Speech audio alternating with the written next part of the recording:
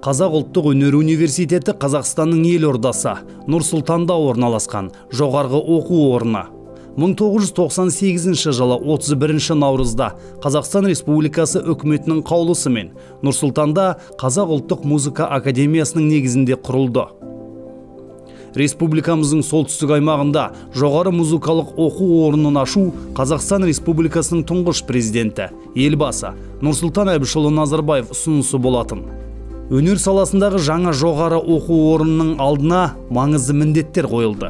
Ол Нұр-Сұлтан қаласы мен солтүстік аймақтардың музыкалық инфрақұрылымын жоғары кәсіби мамандармен қамтамасыз ету, жас қала Нұр-Сұлтан қалыптасқалы оның мәдени өмірін қамтамасыз ететін, болашақта оның рухани негізін құрайтын әртістер мен музыка мамандары, орындаушы ұжымдардың қажеттілігі арта түсті.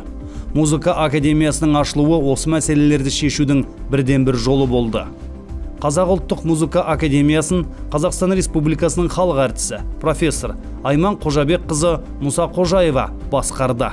Айман Қожабекқызы әлемдік музыка кеңістігінде танымал қазақстандық скрипкашы. Ректордың табысты жұмыстарының арқасында 2009 жылы 12 қазанда Қазақстан Республикасы үкіметінің қаулысымен Қазақ ұлттық музыка академиясы жаңа мәртебеге ие болып, Қазақ ұлттық өнер университеті атауын иеленді. Қазіргі таңда оқу орнының ашылғаннан бері ректор болып Айман Қожабекқызы Мұсақожаева басқарады.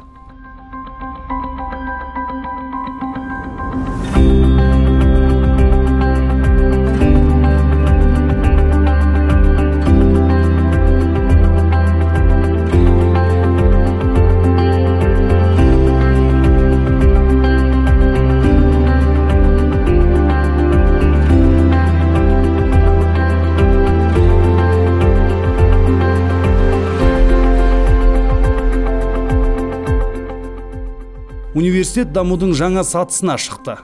Қазақ ұлттық өнер университеті мектеп-колледж кешенінде 5 бағдарлама, бакалавриатта 19 бағдарлама және магистратурада 15 бағдарлама бойынша мамандарды әзірлейді. Университетте 2010 жылы жаңа өнер мамандықтары ашылды.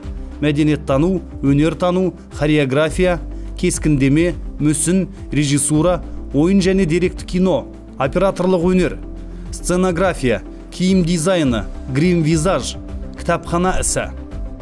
Қазіргі кезде университетте 6 факультет жұмыс істейді. Музыка, театр, кино және телевидение.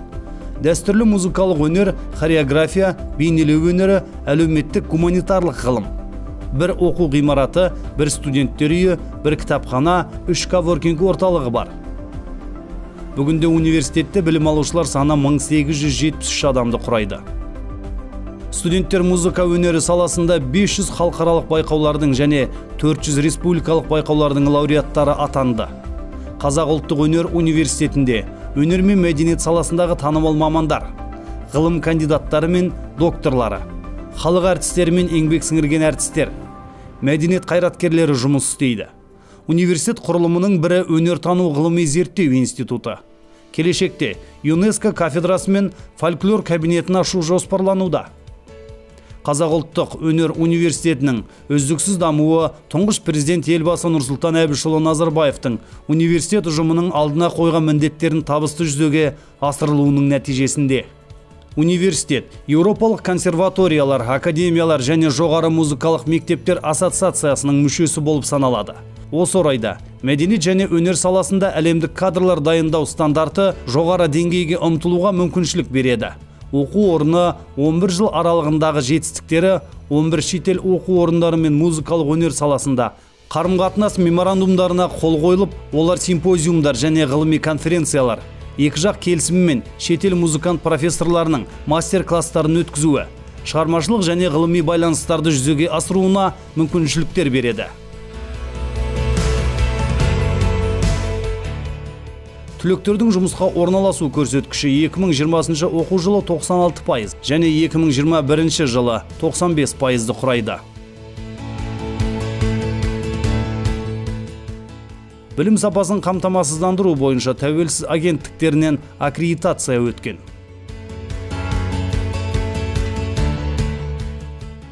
Ұлттық бірыңғай тестілеу қорытындысы бойынша 2021-2022 оқу жылына түскен студенттердің ең төменгі шекті балы 65 және ең жоғары бал 124.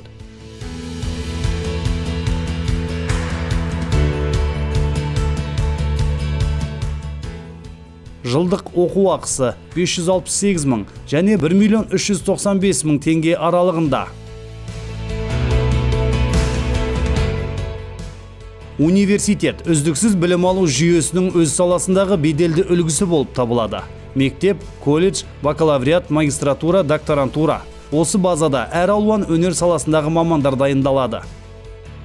Қазақ ұлттық өнер университеті отандық білім мен ғылым, өнер, мәдениет, спорт және тағы басқа салалардың дамуына өз үлесін қосып жүрген келесі түлектерімен мақтан тұтады. Қазақстандық әнші Витебск қаласында өткен 24-ші халықаралық эстрадалық ән орындаушылар Славян базары 2015 байқауында гран-при жеңімпазы Димаш Құдайберген, қазақ скрипкашысы, республикалық және халықаралық байқаулардың лауреаты, Қазақстан Республикасының еңбек сіңірген мәдениет қайраткері Ордабек Орынбайұлы Дүйсен, әнші Рүстем Жүгінісов, Қазақстанның белгілі опера әншісі, Қазақстан Республикасының еңбек сіңірген қайраткері Сүндет Әбдірахманұлы Байғожин, әзілкеш Спартак КВН командасының капитаны, 2017 жылғы ресейлік КВН ойындарының жоғарғы лигасының чемпионы Данияр Жұмаділов, тағы басқалары. Абай атындағы ұлттық педагогикалық университеті.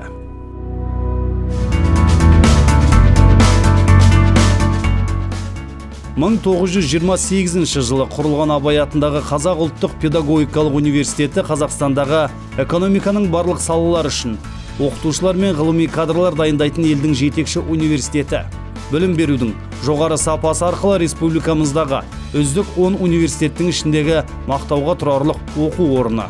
Университет әлемдік білім беру кеңістігінде қазақстандық білімнің мәртебесін нығайтуда. Университеттің мәдени танымдық бастамаларының бірі ұлы ойшыл Абай Құнанбаевтың мәдени мұрасын дәріптеу. Оқу орны базасында Париж қаласының Сорбонна университетінің әлемдегі филиалдарының екіншісі болып, ал енді орталық Азияда бірінші филиал болып біздің елімізде шаңырақ көтерді. Ол 2014 жылы 6 желтоқсанда Қазақстан Республикасының тұңғыш президенті Нұрсұлтан Әбішұлы Назарбаев пен Француз Республикасының президенті Франсуа Олландтың тікелей қолдауымен және қатысуымен білім беру саласындағы екі елдің бірлескен жобасының жемісі. Қазіргі таңда оқу орны ректоры Біләлов Дархан Нұрланұлы.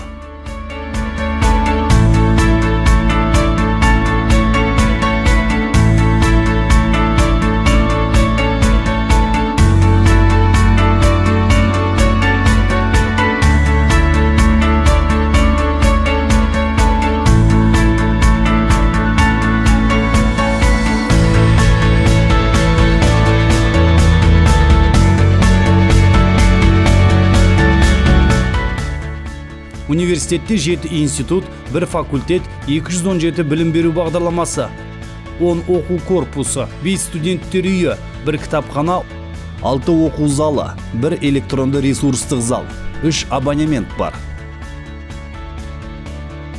Абай атындағы Қазақ ұлттық педагогикалық университеті Қытай, Вьетнам, Түркия, Ресейдегі Абай атындағы 5 халықаралық білім беру орталығының ашылуына бастамашы болды. Олар Іле педагогикалық университетінің Абай орталығы, Қытай Халық Республикасы. Хошимин қаласындағы педагогикалық университетіндегі Абай атындағы мәдениет және ғылым орталығы, Вьетнам. Эрзинкань университетінің Абай атындағы қазақ тілі мен мәдениеті орталығы, Түркия. Ханой ұлттық педагогикалық университетінің Абай атындағы мәдениет және ғылым орталығы, Вьетнам. Мәскеу мемлекеттік педагогикалық университетінің Абай атындағы қазақ-орыс ғылыми мәдени орталығы, Мәскеу қаласы. Мәдениет және білім беру орталықтарының міндеті Абай Құнанбаевтың мұрасын кеңінен тарату, аймақтық зерттеулер, мәдениет және Қазақстан тарихы бойынша түрлі семинарлар, жаттығулар өткізу. Абай орталықтарының қызметі Абай атындағы Қазақ ұлттық педагогикалық университетінің халықаралық ғылыми және білім беру кеңістігіне кіруіне, имидж саясатын жүзеге асыруға және оның шетелде ілгерілетуге ықпал етеді. Университеттің басты міндеті жаңа білім берудің педагогикалық кадрларын сапалы дайындау, бәсекеге қабілетті, прогрессивті мұғалімдерді оқыту. Болашақ мамандарға білім беру және ғылыми жұмыстар жүргізу университеттің 7 институтында жүзеге асырылады. Олар математика, физика және информатика институты, педагогика және психология институты, филология және көптілді білім беру институты, өнер, мәдениет және спорт институты, жаратылыстану және география, тарих және құқық, Сорбонна Қазақстан институттары, жоғары оқу орнына дейінгі білім беруді ұйымдастыру, жастарды оқу орнына дайындау мақсатында биыл дайындық факультеті ашылды. Қазіргі уақытта университет қабырғасындағы білім алушылар саны 16545 адамды құрайды. Абай атындағы Қазақ ұлттық педагогикалық университеті Алматы қаласындағы ең ірі жоғары оқу орындарының бірі. 2020 оқу жылы түлектерінің жұмысқа орналасу көрсеткіші 95%-ды құрайды.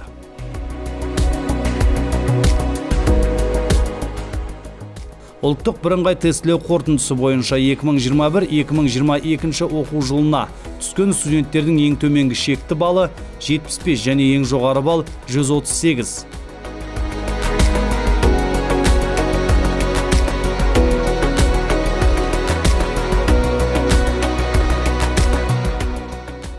Университетте оқу ақысы бакалавр орта есеппен 550 мың теңге, магистратура 650 мың теңге, докторантура 1 300 000 теңге.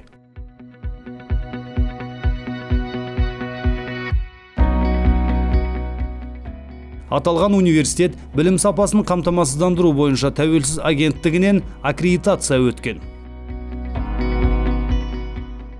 Абай атындағы Қазақ ұлттық педагогикалық университеті бетке ұстар атақты түлектерінің арасында Төлеубек Төлеуұлы Мұқашев, Қазақстан Республикасы парламент сенатының депутаты, Қазыбек Иса Жарылғасынұлы, Қазақстан Республикасы парламент мәжілісінің депутаты, Бейсенова Алия Сәрсенқызы, география және экология ғылыми әдістемелік орталығының жетекшісі, география ғылымдарының докторы, профессор, Ресей Федерациясы ұлттық ғылым академиясының академигі және тағы басқа азаматтар білім алған.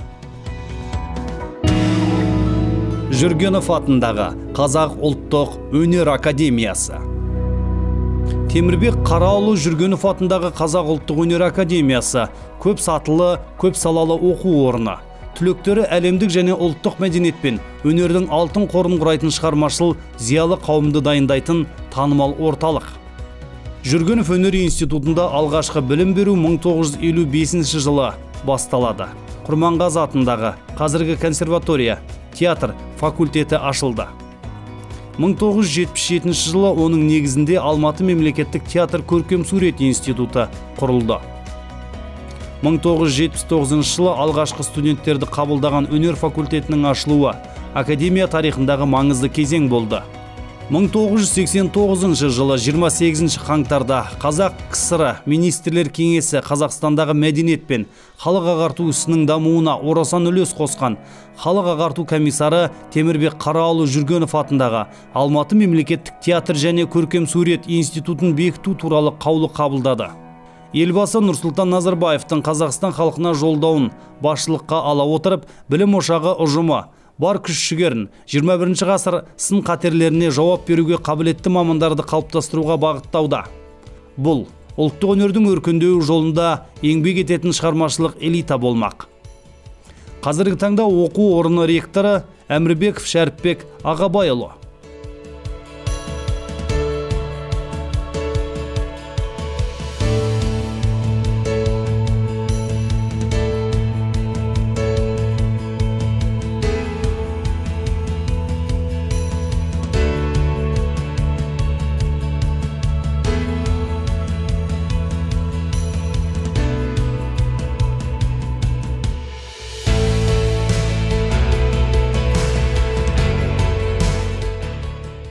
Академияда 6 факультет, 14 мамандық бойынша білім беру бағдарламасы, 2 оқу корпусы, 1 студенттер үйі, 2 кітапхана бар.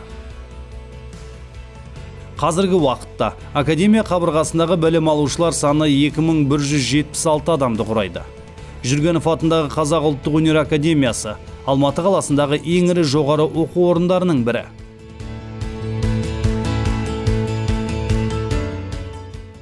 Аккредиттеу және рейтинг тәуелсіз агенттігі рейтингінде 10 орын. Атамекен Қазақстан Республикасы ұлттық кәсіпкерлер палатасы рейтингінде 6 орында тұр.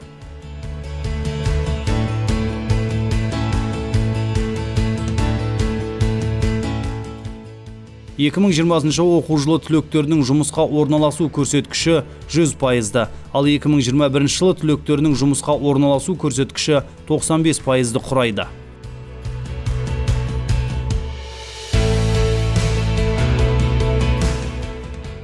Ұлттық бірыңғай тестілеу қорытындысы бойынша 2021-2022 оқу жылына түскен студенттердің ең төменгі шекті балы 70 және ең жоғары бал 124.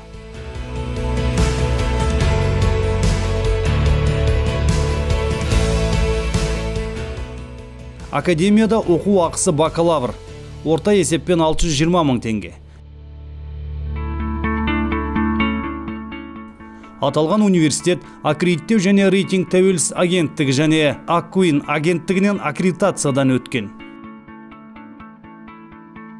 Темірбек Қараұлы Жүргенов атындағы Қазақ ұлттық өнер академиясының бетке ұстар атақты түлектерінің арасында қазақ әншісі, қазаққа танымал Музарт тобының мүшесі, Қазақстанның еңбек сіңірген қайраткері, өнер тану ғылымының философия докторы Сәкен Майғазиев Қордабайұлы, актер Сүлейменов Дархан,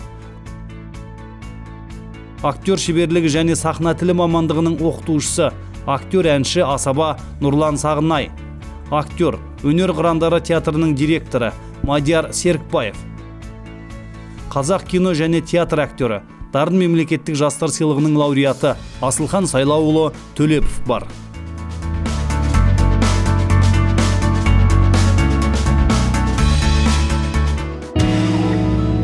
Халел Досмұхамедов атындағы Атырау университеті.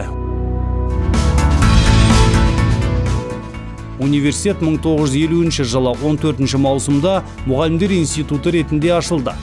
Алғашқы оқу жылында институтта 3 бөлім ашылып, қазақ және орыс тілдерінде оқитын 150 студент қабылданды.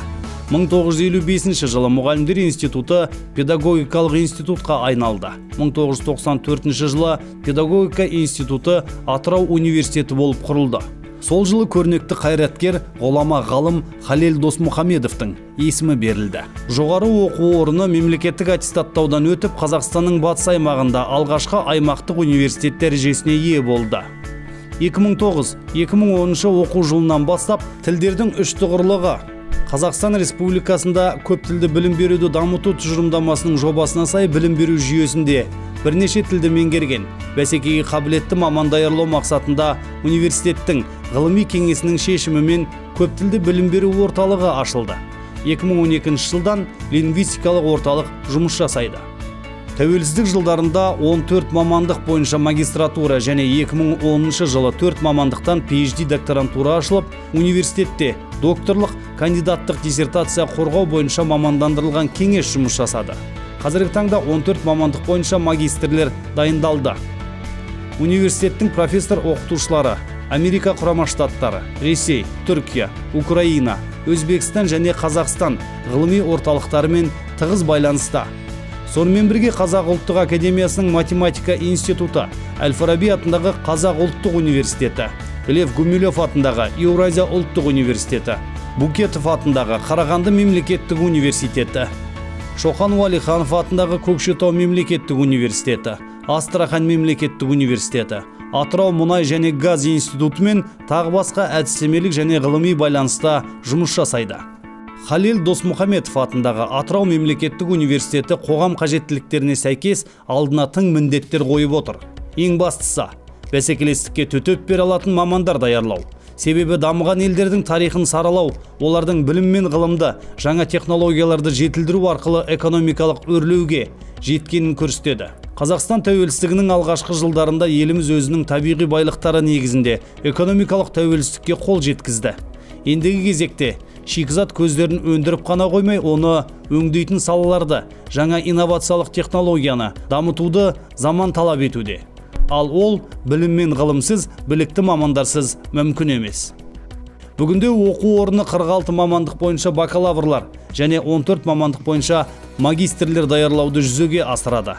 Университетте 500-ден астам оқытушы профессорлар еңбек етсе, олардың 200-і ғылым докторлары мен ғылым кандидаттары, профессорлар мен доценттер, философия докторлары. Қазіргі таңда оқу орны ректоры Ыдырысов Саламат Нұрмұханұлы.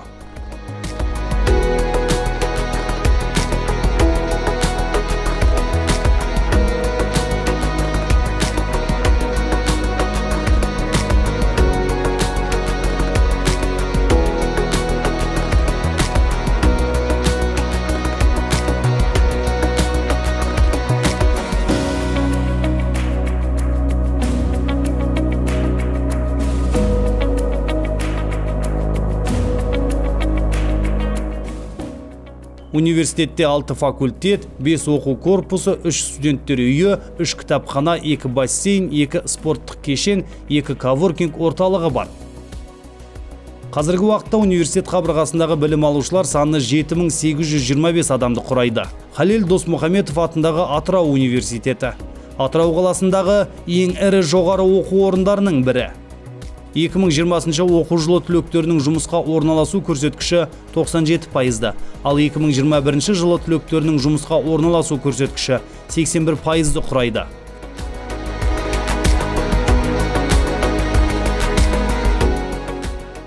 Ұлттық бірыңғай тестілеу қорытындысы бойынша 2021-2022 оқу жылына түскен студенттердің ең төменгі шекті балы 52 және ең жоғары бал 140.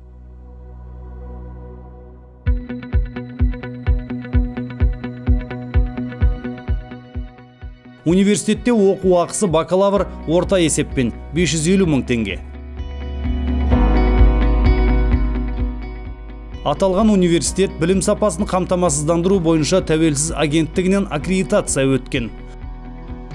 Халел Досмұхаметов атындағы Атырау университетінің бетке ұстар атақты түлектерінің арасында Тұяқов Амин Елемесұлы, кеңес спортшысы, спринт эстафета, КСРО чемпионаттарының чемпионы және жүлдегері, КСРО рекордшысы, Еуропа кубогының иегері, Еуропа чемпионатының жүлдегері, КСРО еңбек сіңірген спорт шебері, Қазақ КСР еңбек сіңірген жаттықтырушысы, Еңсегенов Сәрсенбай Құрманұлы, Қазақстан Республикасының парламент сенатының депутаты, Оңғарсынова Фариза Оңғарсынқызы, ақын, Қазақстан Республикасының халық жазушысы, Қазақ КСР Абай атындағы мемлекеттік сыйлығының лауреаты, қоғам қайраткері, бірқатар поэзиялық кітаптар мен басылымдардың авторы. Айталы Амангелді Әбдірахманұлы, қазақ қоғам қайраткері, философия ғылымдарының докторы, профессор, 2-ші және 3-ші сайланған Қазақстан Республикасы парламенті мәжілісінің депутаты. Ожаев Нұрлыбек Жұмахметұлы, қазақ саясаткері. Асхат Сәлімұлы Иманғалиев, педагогика ғылымдарының докторы. Саламат Нұрмұханұлы Ыдырысов, қоғам қайраткері, педагогика ғылымдарының кандидаты, педагогика мамандығы бойынша доцент, 2020 жылдан бері университет ректоры.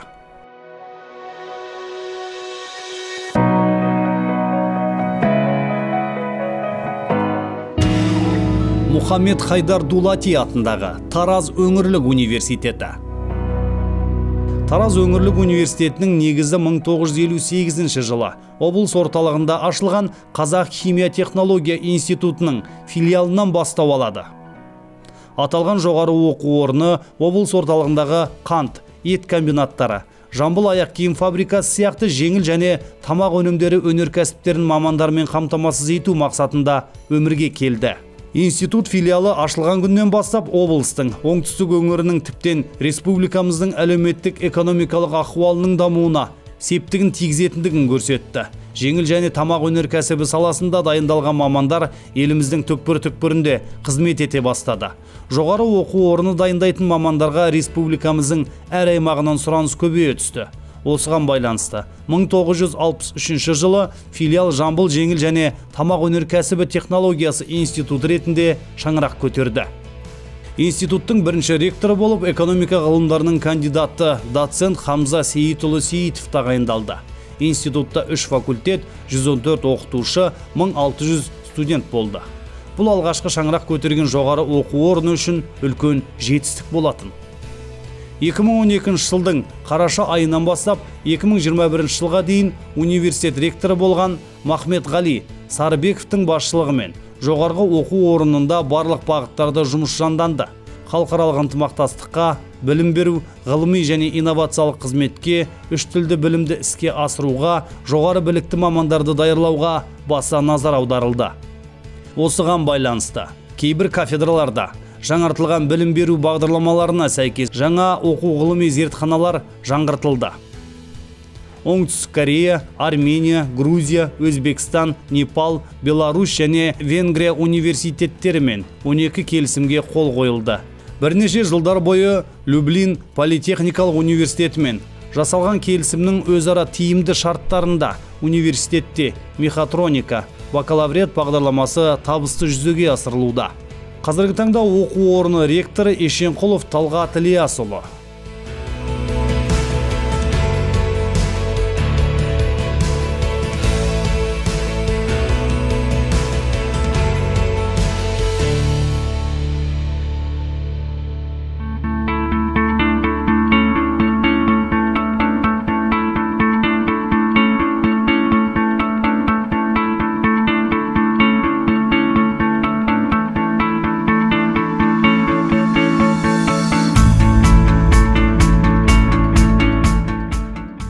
Университетте 2 институт, 6 факультет, 241 білім беру бағдарламасы, 22 оқу корпусы, 4 студенттер үйі, 1 кітапхана, 4 спорттық кешені, 6 коворкинг орталығы бар.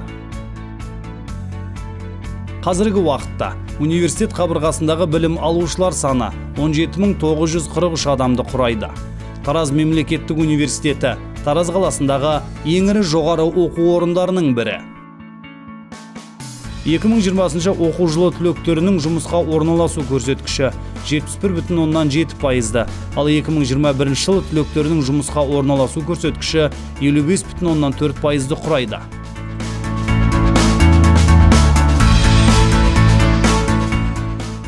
Ұлттық бірыңғай тестілеу қорытындысы бойынша 2021-2022 оқу жылына түскен студенттердің ең төменгі шекті балы 50 және ең жоғары бал 130.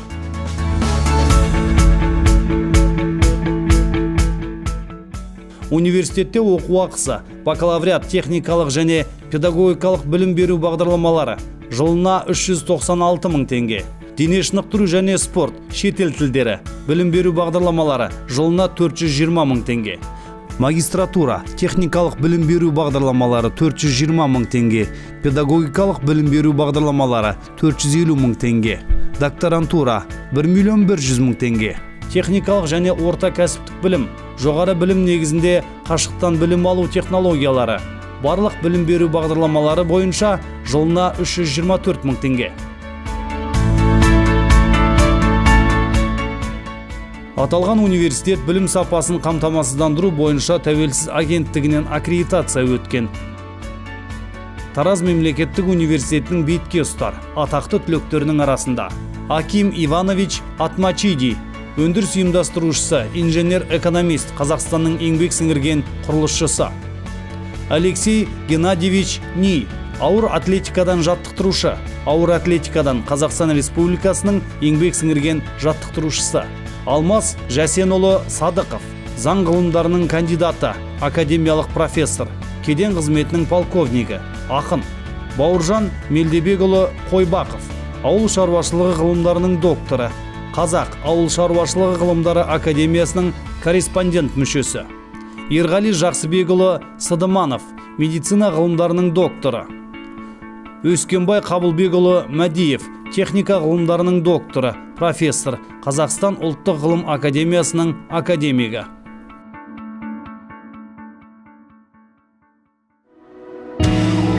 Жәңгір хан атындағы Батыс Қазақстан аграрлық техникалық университеті. Жәңгір хан атындағы Батыс Қазақстан аграрлық техникалық университеті 1963 жылы Батыс Қазақстан ауыл шаруашылығы институты болып ашылған. 1996 жылы Батыс Қазақстан аграрлық университеті болып қайта құрылды. 2000 жылы Батыс Қазақстан мемлекеттік университетінің құрамына кіріп, 2002 жылы қайтадан жеке болып, Батыс Қазақстан аграрлық техникалық университеті атына ие болды. 2003 жылы университетке Жәңгір хан есімі берілді. Қазіргі таңда оқу орны ректоры Наметов Асқар Мырзахметұлы.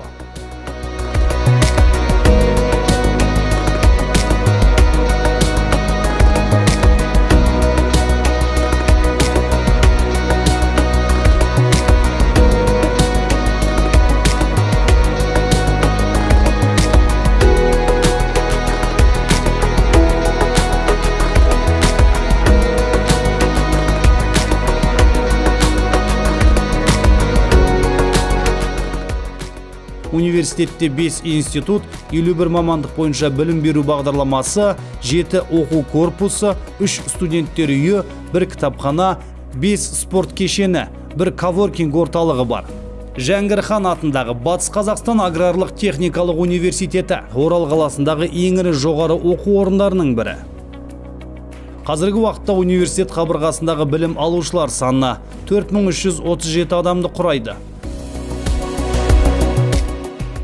2020 оқу жылы түлектерінің жұмысқа орналасу көрсеткіші 87,3%, ал 2021 жылы түлектерінің жұмысқа орналасу көрсеткіші 74,7%-ды құрайды.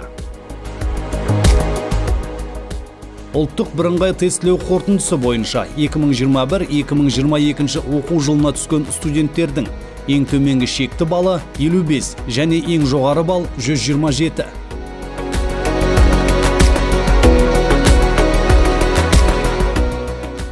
Оқу ақысы жылына 420 мың теңге. Аталған университет білім сапасын қамтамасыздандыру бойынша тәуелсіз агенттігінен аккредитация өткен. Жәңгір хан атындағы Батыс Қазақстан аграрлық техникалық университеті бетке ұстар атақты түлектерінің арасында Дүйсенбаев Ғұмар Ислямович, Қазақстан Республикасы парламент сенатының депутаты, Ғали Нәжмеденұлы Есқалиев, Қазақстанның мемлекет қайраткері, экономист, Батыс Қазақстан облысының әкімі, Манкеев Мұхтар Наурызбайұлы, Батыс Қазақстан облысы әкімінің экс-бірінші орынбасары, Шыныбеков Айбат Абайұлы, Қазақстанның мемлекет қайраткері, техника ғылымдарының магистрі, Орал қаласының әкімі.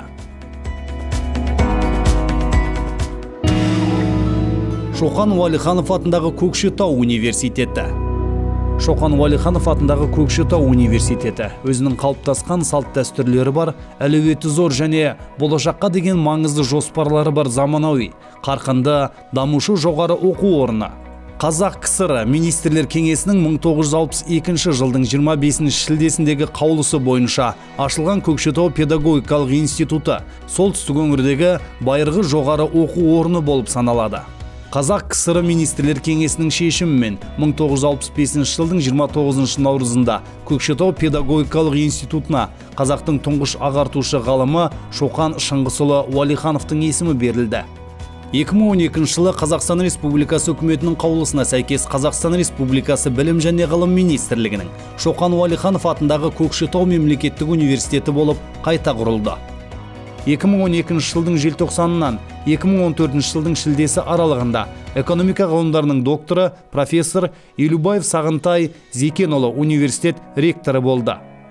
2014 жылдың шілдесінен бастап техника ғылымдарының докторы профессор Әбжаппар Әбдімүтәліп Әбжаппарұлы университет ректоры болып тағайындалды. Қазіргі таңда оқу орны ректоры Сырлыбаев Марат Қадырұлы.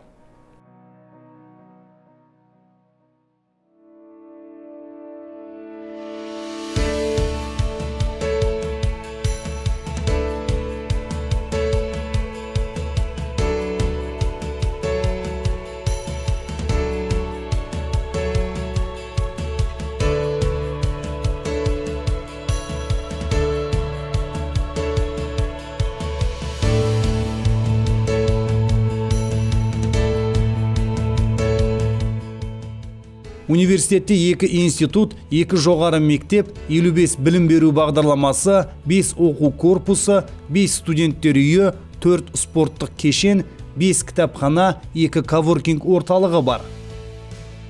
Қазіргі уақытта университет қабырғасындағы білім алушылар саны 7190, оның ішінде 6895 адам бакалавриатта, 263 адам магистратурада, 32 адам докторантурада.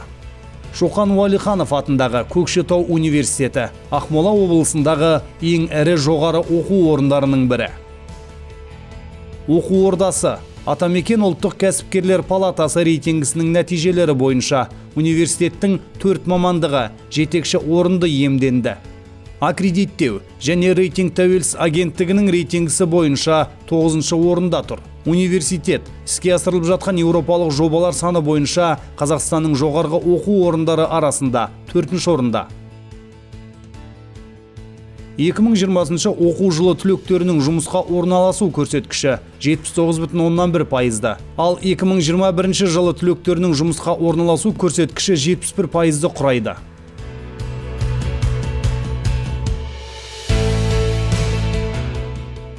Университетте оқу ақысы орта есеппен педагогикалық ғылымдар бағыты 487 мың теңге, жалпы медицина 850 мың теңге. Барлық қалған білім беру бағдарламалары бойынша 420 мың теңгені құрайды. Аталған университет аккредиттеу және рейтинг тәуелсіз агенттігі Арка, Акуин агенттіктерінен аккредитация өткен. Шоқан Уәлиханов атындағы Көкшетау университеті бетке ұстар атақты түлектерінің арасында. Айтуғанов Қайрат Қапарұлы ауыл халықтық демократиялық патриоттық партиясының депутаттыққа кандидат, құрмет орденінің иегері. Ауғанбек Манарбек Нұр-Сұлтан қаласының санитарлық эпидемиологиялық бақылау комитетінің қоғаммен байланыс жөніндегі сарапшысы. Ахат Нұртас Ахатұлы Қазақстан Республикасы білім беру ісінің үздігі. 2007 жылы Қазақстан Республикасының білім беру ісінің құрметті қызметкері. Қазақстан Республикасы құрмет орденінің иегері. Мусин атындағы Көкшетау қазақ педагогика колледжінің директоры. Филология ғылымдарының кандидаты, доцент. Аюлов Әбілмәжін Мұсайыпұлы экономика ғылымдарының докторы, профессор, Көкшетау гуманитарлық техникалық академиясының ректоры.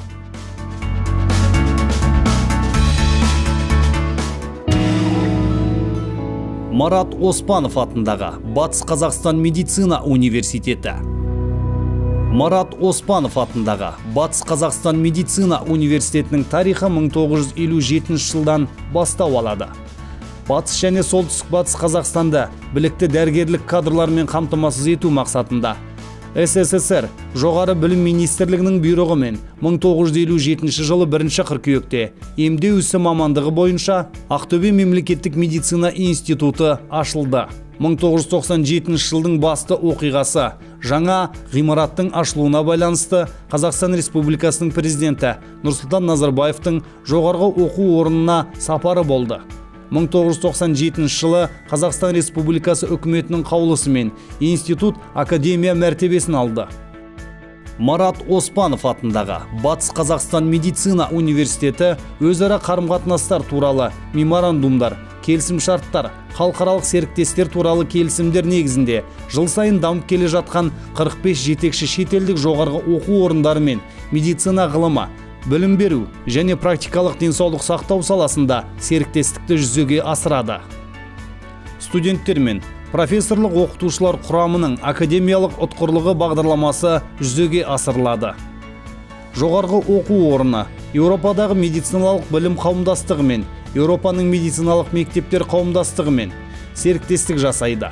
Дүниежүзілік денсаулық сақтауды ұйымдастыру медициналық мектептерінің директориіне ЮНЕСКО университеттердің халықаралық анықтамалығына қосылған.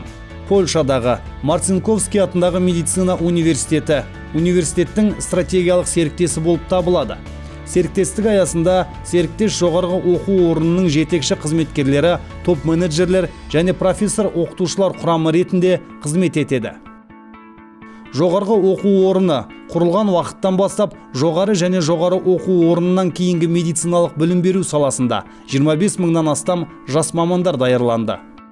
Университеттің тәрбиеленушілері жақын және алыс шетелдерде табысты жұмыс жасайтын Қазақстандағы көптеген жоғарғы оқу орындары мен ғылыми зерттеу институтының оқу және ғылыми ұжымдарын басқарады.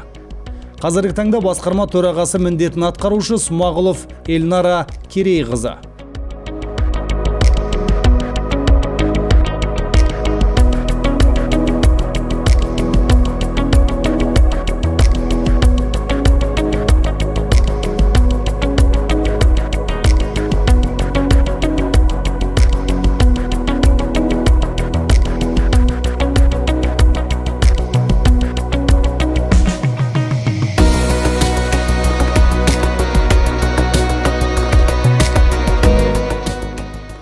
Университетте 5 оқу зертханалық ғимарат, 3 факультет, 5 мамандық бойынша білім береді. 2100 орындық, 5 студенттік жатақхана, 1 спорттық кешен, 3 кітапхана бар. 2016-2017 оқу жылында 1000 адамға арналған жатақханадан тұратын заманауи кешеннің құрылысы аяқталды. 700 орындық, Досжанова атындағы конференц-холл, заманауи кітапхана бар. Білім алушылар университеттің жеке 3 аккредиттелген клиникасын, медицина орталығы, отбасы медицина клиникасы және стоматологиялық клиника қолданады. Марат Оспанов атындағы Батыс Қазақстан медицина университеті Ақтөбе облысындағы ең ірі жоғары оқу орындарының бірі. Қазіргі уақытта университет қабырғасындағы білім алушылар саны 4634 студентті құрайды. Оқу ордасы рейтинг бойынша Қазақстан Республикасының жоғарғы оқу орындарының топ 20 бас рейтингісінде 7-ші орын. Денсаулық сақтау және әлеуметтік қамтамасыз ету медицина бағыты бойынша Қазақстан Республикасы жоғарғы оқу орындары институционалдық рейтингісінде бакалавриат 2-ші орын, магистратура 2-ші орын, докторантура 3-ші орын.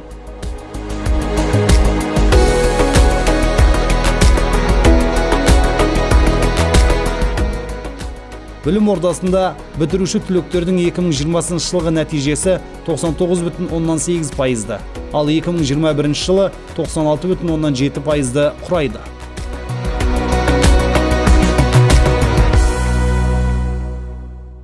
Ұлттық бірыңғай тестілеу қорытындысы бойынша 2021-2022 оқу жылына түскен студенттердің ең төменгі шекті балы жалпы медицина 107, стоматология 116, медбике-ісі 97, қоғамдық денсаулық сақтау 105 балл.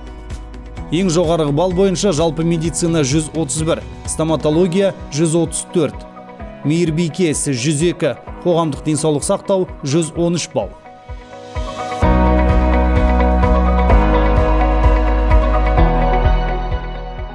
Университетте оқу ақысы орта есеппен 900 мың теңге. Аталған университет аккредиттеу және рейтинг тәуелсіз агенттігінен аккредитация өткен. Марат Оспанов атындағы Батыс Қазақстан медицина университеті бетке ұстар атақты түлектерінің арасында Мамбетталин Есенғос Сағынаұлы, медицина ғылымдарының докторы, профессор. Оспанов атындағы Батыс Қазақстан мемлекеттік медицина университетінің құрметті профессоры, жоғары санатты дәрігер-уролог. Бейнеш Уразұлы Жарбусынов, қазақстандық ғалым, медицина ғылымдарының докторы, профессор, Қазақстанның еңбек сіңірген ғылым қайраткері. Виталий Михайлович Бондаренко, құрылыс құрылымдары саласындағы кеңестік және ресейлік ғалым, академик, техника ғылымдарының докторы, профессор, ғылым және техниканың еңбек сіңірген қайраткері.